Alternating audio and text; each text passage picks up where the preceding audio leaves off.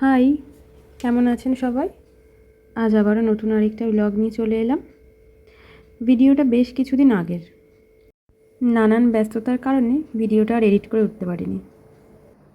যেহেতু ভিডিওটা ষষ্ঠীর দিনের, ওই দিন সকালে আমি স্নান সেরে পুজো দিয়ে একটু আলতা পরে রেডি হয়ে নিয়েছিলাম পুজো দিতে যাব বলে।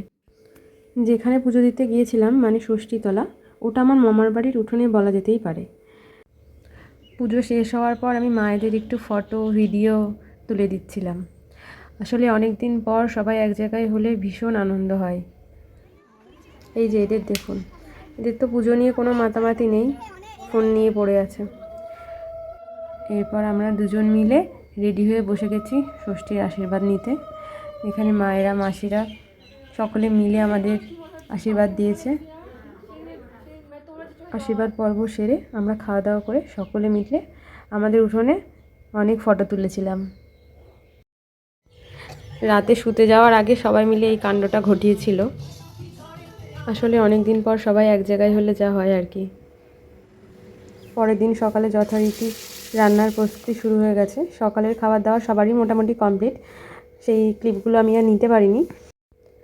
আমরা যেহেতু সংখ্যায় লোক অনেক বেশি, তাই আমাদের সবারই রান্নার কাজে একটু হেল্প লাগে, নাহলে সময়ের মধ্যে সমস্ত রান্না কমপ্লিট হয়ে ওঠে না। বড়রা তো রান্না করেই, তবে বাচ্চারাও এবার ছোট ছোট অনেক কাজে আমাদের হেল্প করেছে। আসলে ওরাও ব্যাপারটাকে খুব আনন্দের সাথে উপভোগ করেছে। এই যে বড় মা ফুল দমে মাংস রান্নার প্রস্তুতি চলছে। আসলে সেদিন গরমটা এত বেশি ছিল, গরমে আর এই উনুনের তাতে সবারই অনেক কষ্ট হয়েছে।